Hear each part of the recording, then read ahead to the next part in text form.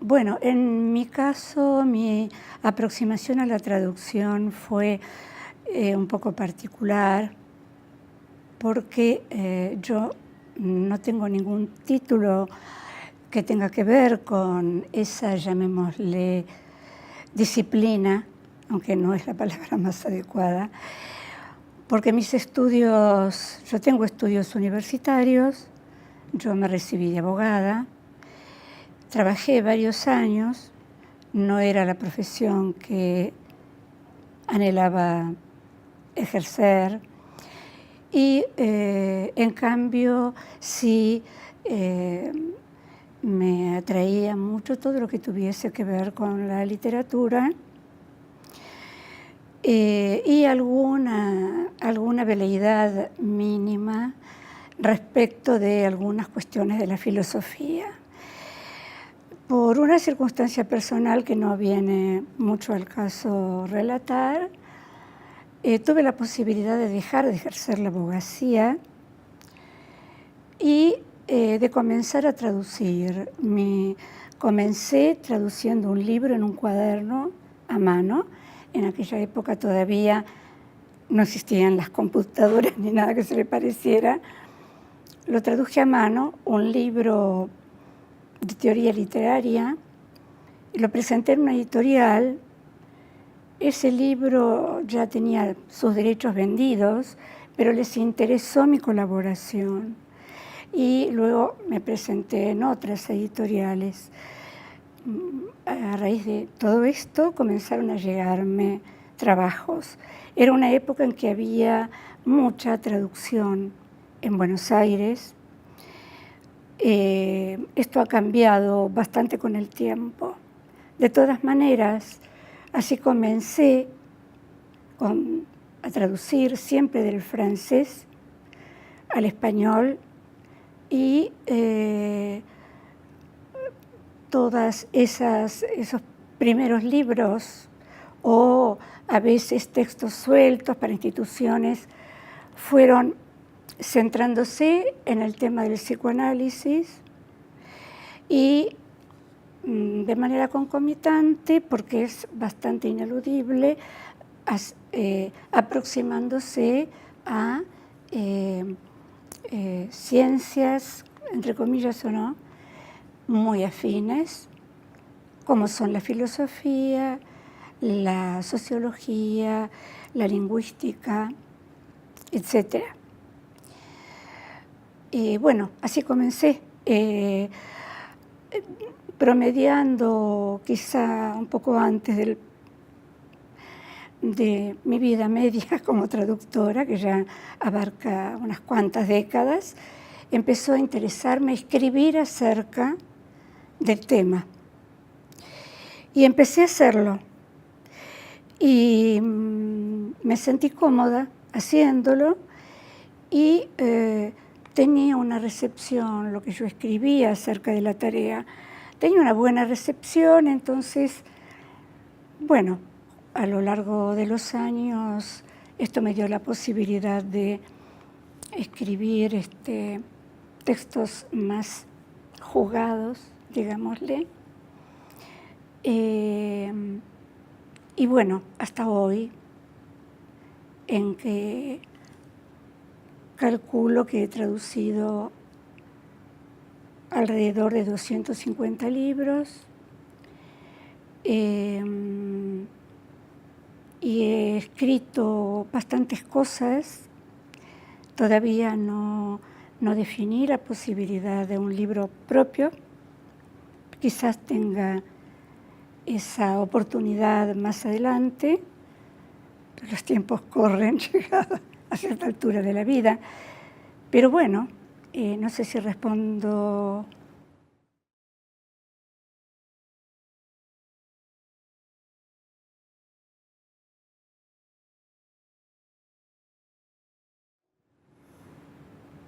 Es en principio más que difícil de responder, diría que por principio, no en principio, por principio no tiene respuesta, porque la respuesta exige dar cuenta de el lugar desde donde uno responde a la pregunta. El lugar desde donde un traductor responde o llega a responder a la pregunta sobre qué es traducir, indica de manera abierta o nada abierta, cuál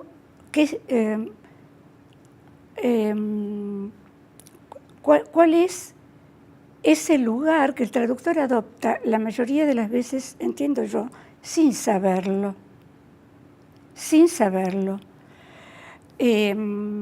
Todo lo que tiene que ver con las prácticas del lenguaje, yo creo, me atrevería a decir que todas las prácticas que tienen que ver con el lenguaje, tanto las escritas como las orales, y en los distintos registros desde donde se pueda enfocar la cuestión, tienen como sustancialmente son efecto, son resultado del vínculo, quizás entre comillas, entre la condición humana, entre la condición de ser humano y la existencia del lenguaje. Esto es un tema encarado tanto por la antropología como por la filosofía, por la poética y desde ya por el psicoanálisis. Respecto del que es traducir, yo he pensado que en el oficio del traductor, concretamente, para precisar el ejercicio de la traducción como una práctica cotidiana,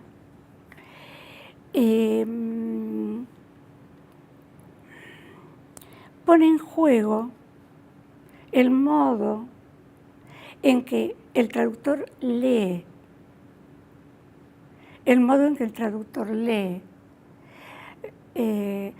su sentimiento, llamémosle inconsciente, de qué es leer.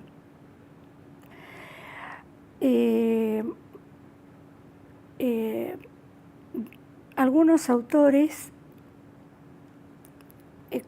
han considerado, y yo adhiero a esa postura, que el traductor es un gran lector, que en realidad la traducción es una práctica de la lengua que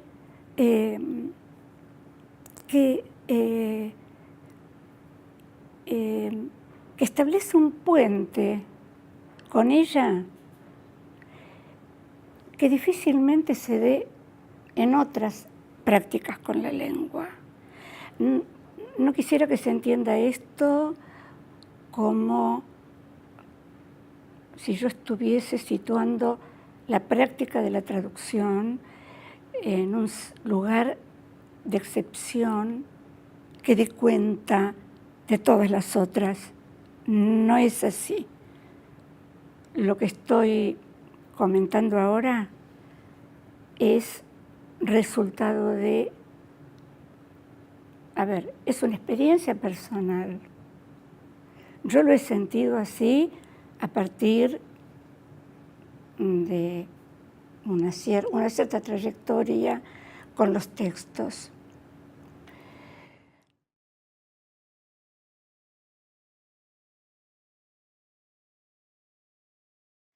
Yo me he dedicado muy particularmente a la traducción de textos de psicoanálisis. He traducido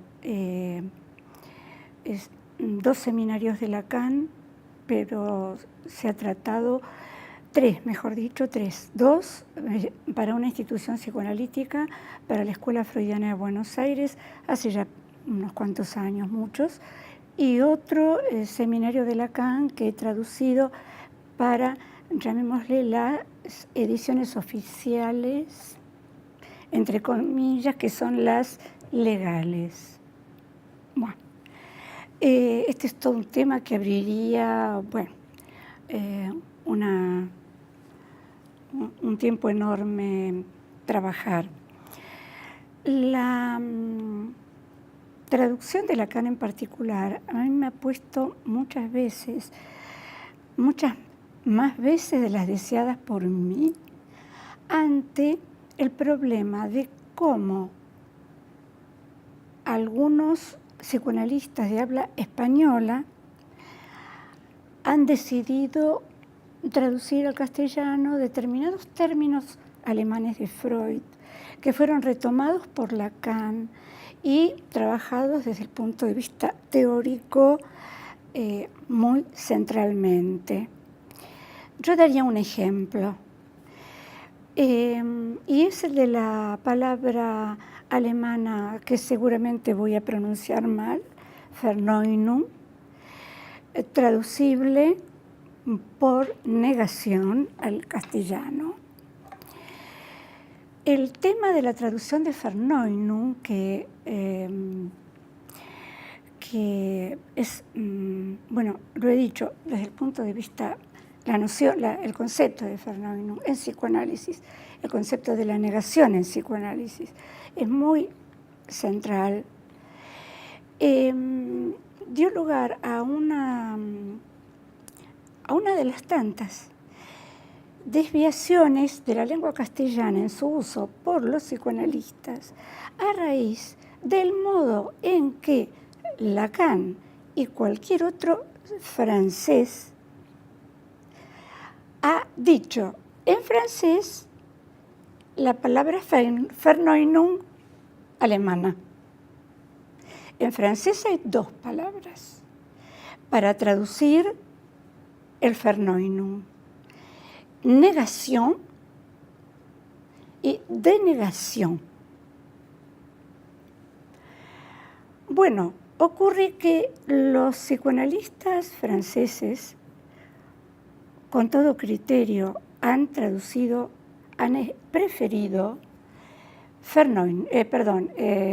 denegación. Pero lo que ocurre es que el sentido o el concepto de denegación en francés no se puede juxtaponer con las definiciones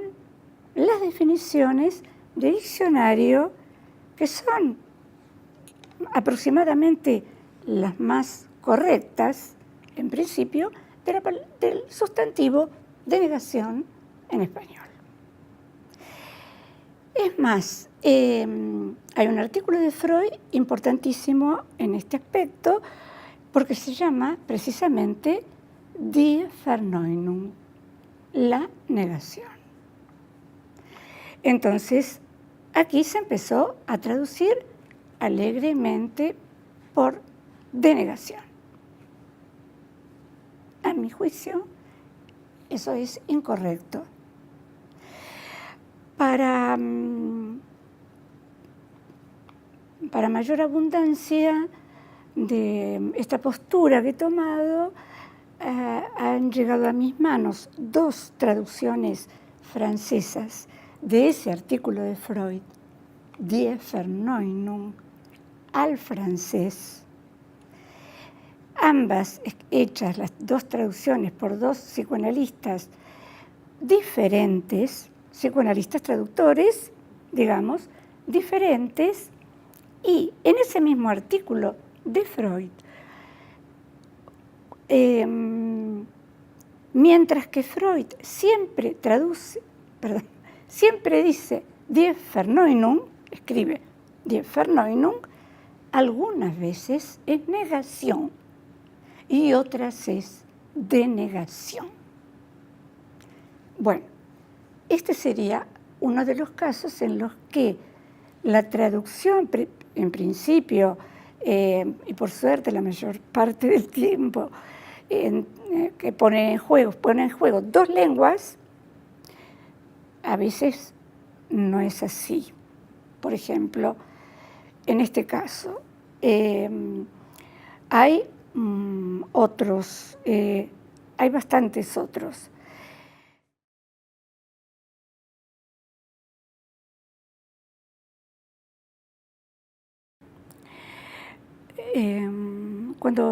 Cuando los textos de Lacan llegan a la Argentina, llega primero uno de los seminarios, el cuarto,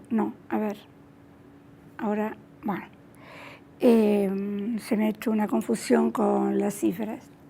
No es el cuarto, que es el seminario, por eso dije cuarto, el seminario de los 4 conceptos, que así se lo ha llamado, el seminario de los 4 conceptos en psicoanálisis. Llega primero ese seminario conjuntamente con algunos textos acababa de salir la edición francesa de los escritos de Lacan. Entonces comienza esa aventura, no solo de conocer a Lacan y dejarse atrapar por él, sino también para los psicoanalistas, poder mover el lugar desde donde leen psicoanálisis. Hasta entonces predominaba de algún modo la lectura kleiniana del psicoanálisis. A partir de Lacan caen muchas bases, muchos zócalos donde se apoyaba la comprensión o el entendimiento de las nociones y conceptos psicoanalíticos, y aparecen otros conjuntamente. Esto para la traducción aparece otro tipo de lenguaje, aparece otro tipo de manejo de la lengua. En lo escrito fundamentalmente por Lacan y de alguna manera también en lo oral. La enseñanza de Lacan abarcó más de 30 años de su vida y hay casi 30 seminarios dados por él, la mayoría seminarios anuales. Además actualmente se ha editado un Escritos 2 que se llama Otros Escritos, que reúne otros textos. Eso se publicó de manera póstuma, lógicamente, porque apareció hace pocos años. Lacan había muerto bastante antes. Bueno, la apuesta que surge para los psicoanalistas y los traductores los traductores, digo esto porque ambas prácticas de la lengua se han cruzado. En lo personal, yo he trabajado como analista durante muchísimo tiempo y mientras traducía tenía esa práctica conmigo, aparte, por supuesto, de mis análisis personales. Aparecen neologismos de Lacan, neologismos franceses. Había que encontrar la manera de entenderlos en primer lugar y acto seguido de encontrar qué hacer. La tendencia comprensible inicial de muchos psicoanalistas en sus cursos personales, donde comenzaron a enseñar Lacan a gente que quería formarse en psicoanálisis, y de traductores, era la tentación primera era generar galicismos. Y eso pasó con la palabra, por ejemplo, forclusion en francés. El galicismo venía así, forclusión. Por ejemplo, este término tuvo una pequeña historia particular. Algunos analistas, asesorados por abogados y juristas, porque en principio esa palabra pertenece, la palabra francesa, al léxico del derecho, encontraron que en español la palabra adecuada era preclusión, que es un término estrictamente jurídico, del derecho procesal. Daba la casualidad de que yo era abogada, había sido, soy, tenía formación en derecho. Bueno, trabajé la cuestión, la pensé, la repensé y escribí un pequeño artículo donde daba cuenta de mi postura. Mi postura era incorporar el galicismo y traducir forclusion por forclusión. Y quedó forclusión. O sea, hay muchos casos donde el galicismo o el germanismo son inevitables, ineludibles, y en muchos otros casos no. Poder hacer esa distinción es una tarea personal. Difícilmente un cónclave de analistas y traductores podrían ponerse de acuerdo en cómo se debería traducir, si se debería traducir incorporando o generando el galicismo, o generando un nuevo neologismo, o dejando los términos en francés. Difícilmente. Por eso las decisiones, a mi juicio, son individuales, son personales. Cada traductor debe poder dar cuenta de por qué toma las decisiones que toma. Por lo que, un poco por algo que dije recién, el conservar los términos en francés muchas veces es inevitable, porque no hay manera de crear el texto en español mínimamente legible. Esto sucede, para desgracia de los hispanohablantes, con varios títulos de los seminarios que dio Lacan. Los títulos de los seminarios, varios de ellos son intraducibles, son juegos con la lengua francesa que la española no permite, o son juegos de interlenguas. Hay un título de seminario de Lacan, el 24, si no me equivoco, que trabaja con la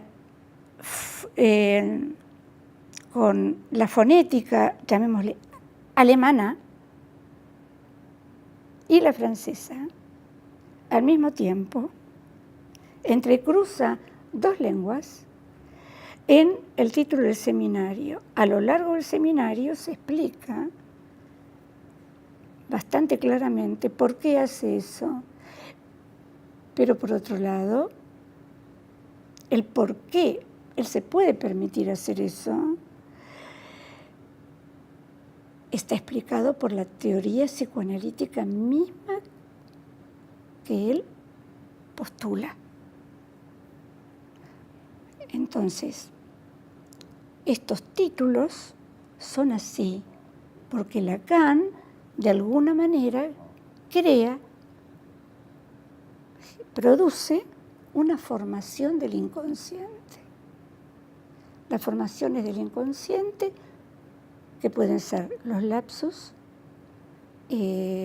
las equivocaciones orales y, bueno, el chiste, los sueños, algunas veces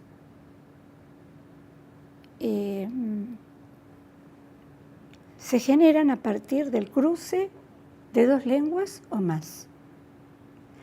Dos lenguas conocidas por quien comete el lapsus, por ejemplo, no le vienen de una vida pasada, como se escucha a veces en la televisión. Bueno, esta es otra de las aventuras, porque la palabra apuesta es muy teórica y tiene mucho que ver con el juego y en este sentido, con lo lúdico en este sentido, de lúdico no hay nada muy alegre y no hay ningún jolgorio que mueva al traductor en ese momento, o sea, no está contento de encontrarse con eso. Pero ocurre, entonces, ahí hay que decidir. En una oportunidad, uno de los seminarios que traduje de Lacan, su título es un juego de palabras francés. Es un juego de palabras basado en las homofonías, o sea, en términos de la lengua francesa, suenan iguales, pero son diferentes. Con posterioridad a la traducción de este seminario del cual estaba hablando recién, salió en una edición de una especie de catálogo de relación de los seminarios de Lacan cronológica y en castellano. O sea, seminario 1 se llama así, seminario 2 se llama así, seminario 3. Cuando llega ese seminario, el traductor de esto traduce sin haber leído el seminario. Y sin haber leído el seminario, era imposible traducir correctamente el juego de palabras de Lacan, porque el seminario dice otra cosa. Había que leer todo el seminario para pensar cómo titularlo en castellano.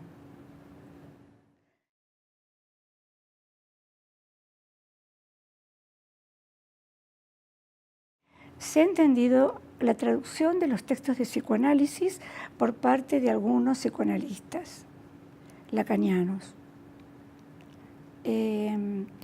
En algunas oportunidades observo que en algunos de sus textos o de sus exposiciones orales se produce una especie de fusión entre el lugar del analista y el modo de escuchar del analista y el lugar del traductor y su modo de leer el texto.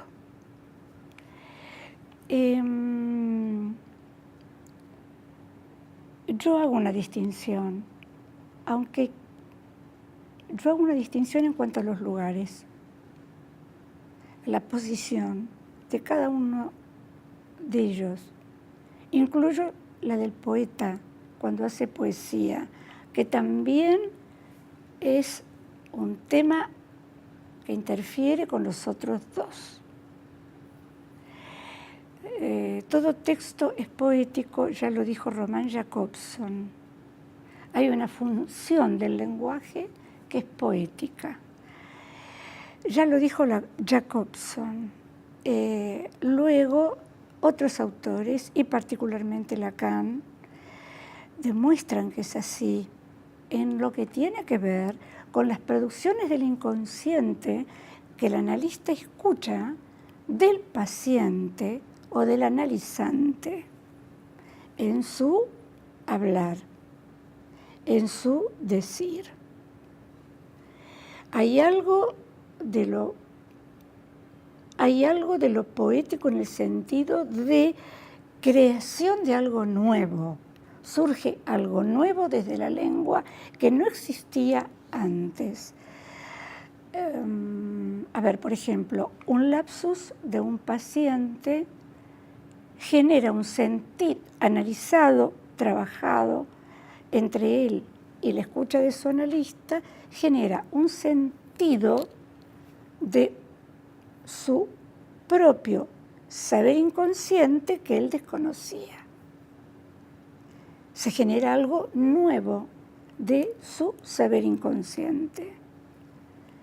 El poeta siempre dice algo más de lo que dice, y ahí radica buena parte del valor poético de lo que escribe. El traductor siempre dice algo menos y algo más cuando traduce. Algo menos porque hay pérdida. Al traducir de una lengua a otra se pierden muchas connotaciones que determinados términos tienen en la lengua original a traducir. Y produce al traducir algo nuevo, algo que no estaba en la lengua que traduce. Bueno, no podría extenderme sobre esto ahora, pero de alguna manera estas nociones han influido en algunos analistas que consideran que traducir e interpretar interpretar psicoanalíticamente son más o menos lo mismo, la misma cosa. Yo entiendo que no, que se trata de dos escuchas y lecturas distintas, porque es distinto el lugar, insisto, el lugar enunciativo en el cual se colocan el analista con bastante conciencia de que lo hace, o conocimiento de que lo hace, por su formación, pero el 99,99% de los traductores no, porque no tienen por qué conocer lingüística, filosofía, filología, psicoanálisis, análisis del discurso, bueno, teorías sobre prácticas de la lengua, muy importantes todas.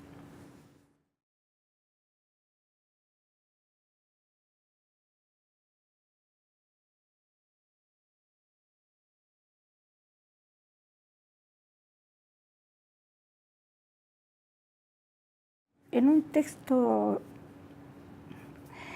que escribí hace bastante tiempo, que se publicó, yo trabajé bastante un cuento de Borges, el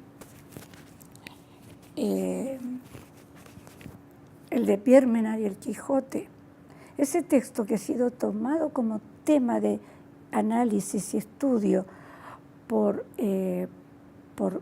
muchos pensadores sobre las lenguas, sobre la lengua, sobre el funcionamiento de la lengua, y en particular sobre qué es traducir. Yo es la verdad, cuando escribí ese texto desconocía que ya mucha gente se había dado cuenta de que Pierre Menard, autor del Quijote, era un texto hermosísimo para trabajar sobre esto. Entonces, Borges ahí dice, determinada frase, párrafo del Quijote, dice, tal cosa, lo escribe, todo un párrafo, digamos, 3, 4 líneas, no lo recuerdo ahora, y dice, Cervantes escribió esto. Pierre Menard, que escribió, dice Borges, algunos capítulos y algunos fragmentos que se perdieron.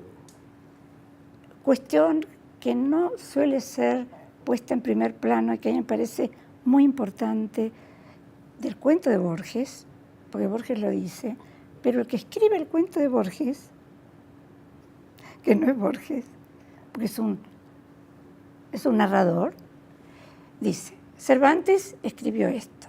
En cambio, Pierre Menard escribió esto y es igual. Y es otro, dice Borges. Es otro. Es una gran ironía. La ironía recorre ese cuento de Borges desde las primeras palabras hasta las últimas. Entonces, no es indiferente comparar esto con el trabajo entre lenguas que hace un traductor. Puede haber una ilusión de que una lengua puede traducir a otra exactamente y decir exactamente lo mismo. Y es una ilusión. No es así. Nunca. Podríamos decir que nunca. Por otra parte, lo que mencionaba yo en aquel texto es que Lacan en uno de sus seminarios define el deseo del analista, el deseo que moviliza su escucha del discurso del paciente. Y en ese seminario Lacan dice que es un deseo de diferencia máxima o absoluta, ya no recuerdo bien los términos, porque puede escuchar algo que no está en lo dicho y está, y que es eso otro diferente de lo que supuestamente ese dicho del paciente expresa. O sea, deseo de diferencia máxima. En cambio, el traductor, me atreví a postular un deseo del traductor. Me atreví porque es una ocurrencia también. Bueno, pero de todos modos, el ejemplo o el contraste puede valer. En el traductor habría un deseo de diferencia mínima. Un deseo de equivalencia. Sería opuesto al deseo del traductor. Entonces, como esto sigo pensándolo así, me resulta completamente imposible equiparar la posición del analista en su trabajo con la posición del traductor en su trabajo.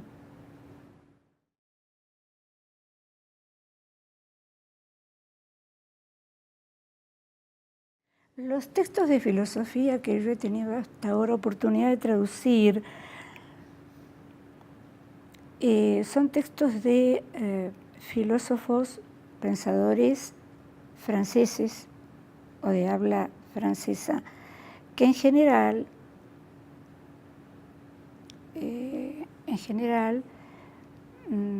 se apoyan directa o indirectamente, explícita o implícitamente, en los textos fundacionales, diríamos, de la filosofía. Eso quedó, o sea, yo me he encontrado más bien con lenguas particulares, lenguajes particulares, los del autor del texto que tenía que traducir.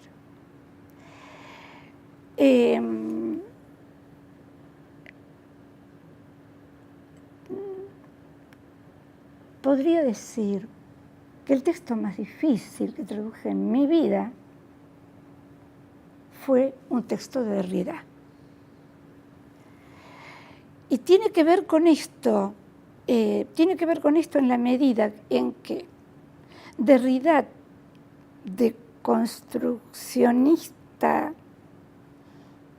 de base, el modo en que él trabaja las lenguas no es ni desde yo diría, digamos, yo no tengo formación filosófica importante. Yo diría, desde la filosofía, ni desde la filosofía, ni desde el psicoanálisis, ni desde la poética, estrictamente, Derrida deconstruye su lengua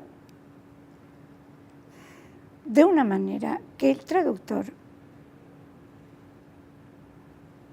no puede y tiene que poder. Entonces, eso,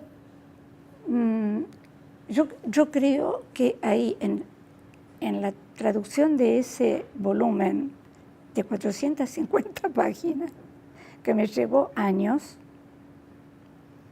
el problema del traducir un neologismo, de traducir un juego de palabras, de traducir un lapsus, es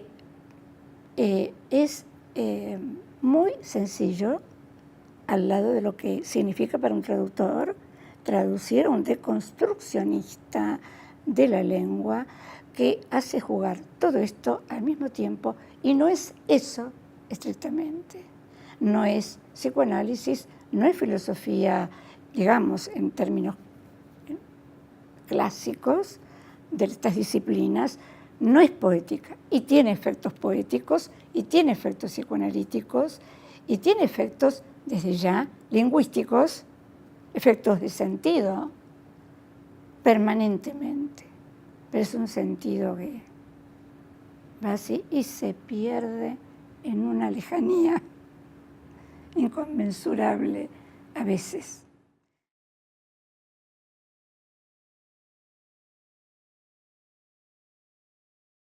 Esta referencia que hice hace un momento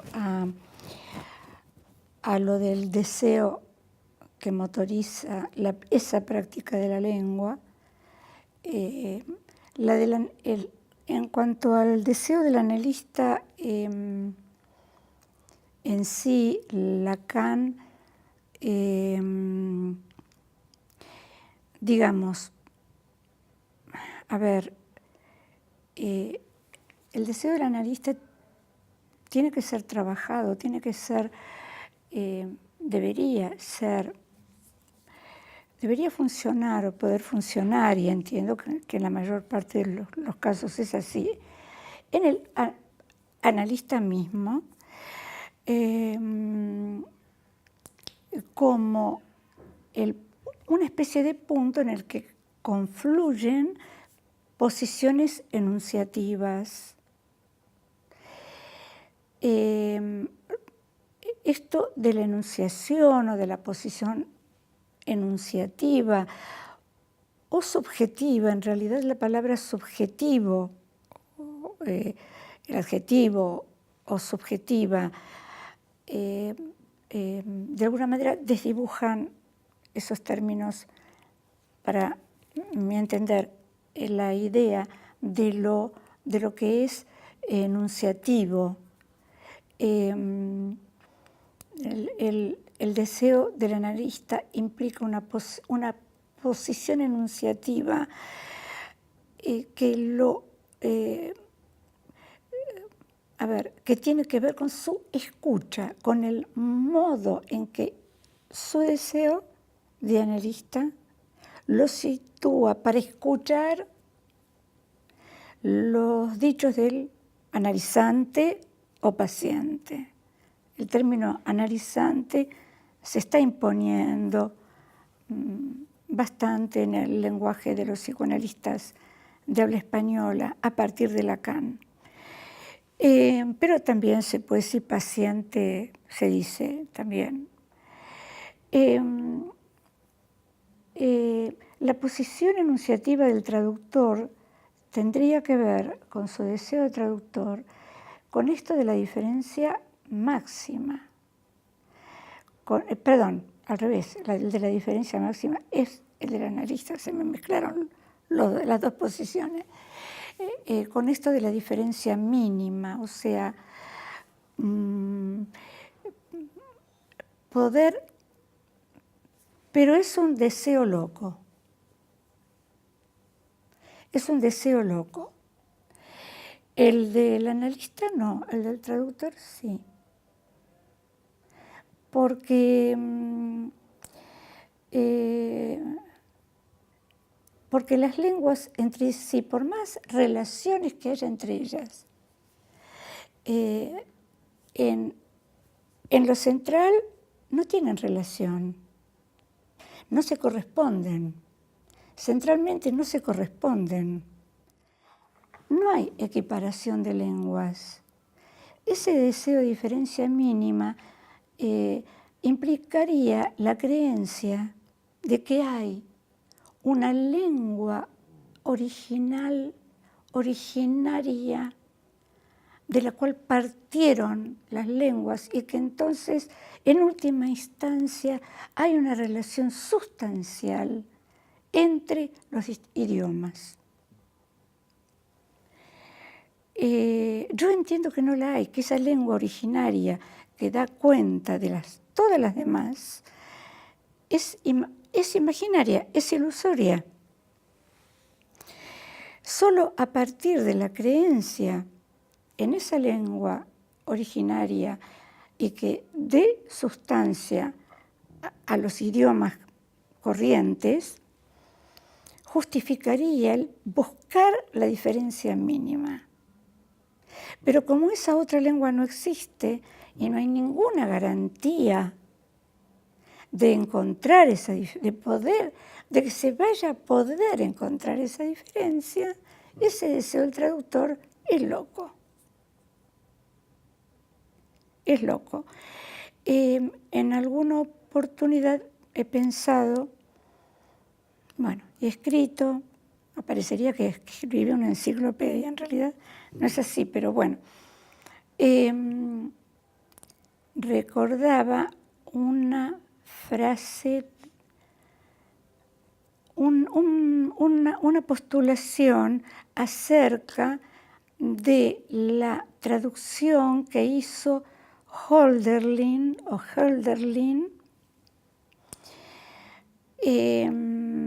de una obra de Sófocles. No recuerdo ahora exactamente si era el Edipo o cuál, donde la intención de Hölderlin, que terminó loco, la intención de Hölderlin era llevar el griego al alemán totalmente. Totalmente. O sea, de fusionar de algún modo o de alguna manera no diferenciarse del texto griego. No sé si se comprende que son distintas posiciones enunciativas que tienen que ver con la enunciación.